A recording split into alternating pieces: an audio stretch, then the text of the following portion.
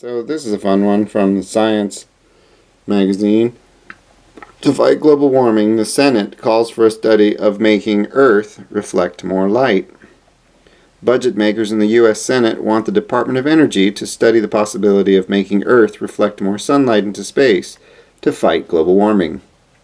Earth's reflectivity is known as its albedo, and the request to study albedo modification comes in the details of a proposed spending bill passed by the Senate Appropriations Committee to fund DOE, the Department of Energy, the Army Corps of Engineers, and related agencies for the fiscal year of 2017, beginning in October.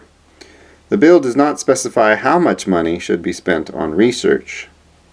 Critics argue that albedo modification and other geoengineering schemes are risky and would discourage nations from trying to reduce their emissions of carbon dioxide, the heat-trapping gas that comes from the burning of fossil fuels, and it is causing global warming by absorbing increasing amounts of energy from sunlight.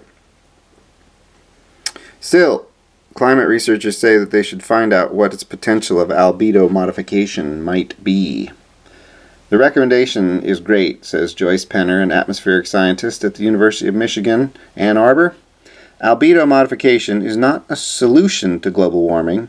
It is only a way to avoid perhaps a tipping point in the climate. David Keith, an atmospheric scientist at Harvard, says ignorance is not a good basis for making decisions. So learning more about this is extremely valuable, even if we do find out that it'll never work. Keith adds, however, that the few existing studies suggest albedo modification could help ameliorate some effects of global warming.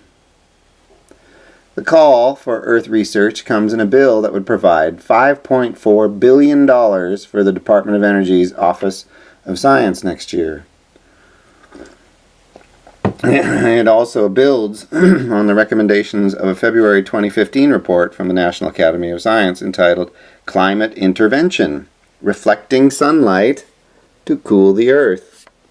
That report warned explicitly that albedo modification shouldn't be deployed now because the risks and benefits were far too uncertain. Still, the committee urged further research to find out what those risks and benefits might be. The Senate Appropriations Committee wants the Department of Energy to do that research, as other nations have launched research programs on albedo modification. The committee recommends the department review the findings of the NAS report and leverage existing computational and modeling capabilities to explore potential impacts of albedo modification, says a report that accompanies the Senate budget bill. The direction is included in a section outlining priorities for the Office of Science program in biological and environmental research, which currently has an annual budget of $609 million. Albedo modification would work by lacing the atmosphere with tiny particles or aerosols that would reflect sunlight and mimic natural processes. For example, in 1991, the volcano Mount Pinatubo in the Philippines spewed 20 million tons of sulfur dioxide into the stratosphere. There, the sulfur dioxide produced aerosols that reflected enough sunlight to reduce global temperatures by an estimated 0.3 Celsius for 3 years. Albedo modification might also work by using aerosols to seed cloud formation in a lower atmospheric layer called the troposphere. However, the NAS report also noted that the potential effects of albedo modification remain poorly understood and quantified. Scientists lack even the observational tools to measure the effects of albedo modification, the report states. To make up those shortcomings, the report called for a research program, including smaller-scale field trials, whose goal should be to improve understanding of the range of climate and other environmental effects of albedo modification, as well as an understanding of unintended impacts. For decades, studying albedo modification has been taboo in the United States, Keith says, for fear that it would distract from the ultimate goal of zeroing out carbon emissions. But, given the potentially catastrophic effects of global warming, scientists have an obligation to study the idea, he says. Because the burden will fall so disproportionately on the poor, I think there's a moral imperative to do it.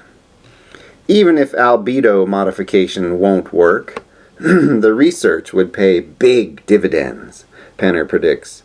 Among the most uncertain elements in climate models are the effects of aerosols and their interactions with clouds. Just the things involved in albedo modification, she says.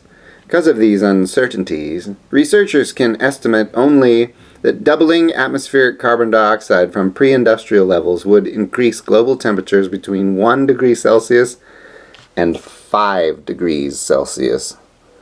If we knew the aerosol forcing, we could reduce that range, Penner says.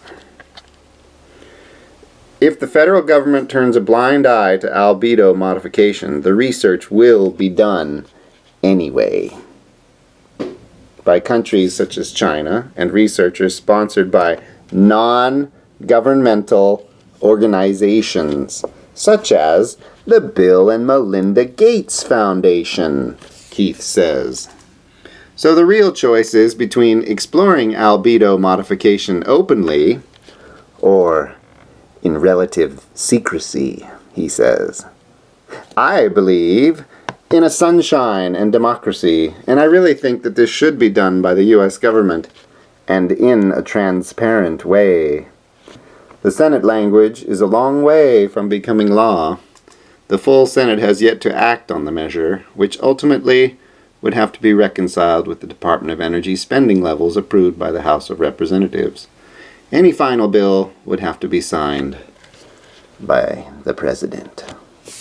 Now, mind you, this is from a year ago, so the President then was Obama, and if he was into this, he probably signed it. So who knows what they've been experimenting with and playing with over our heads. Reflecting, increasing the albedo.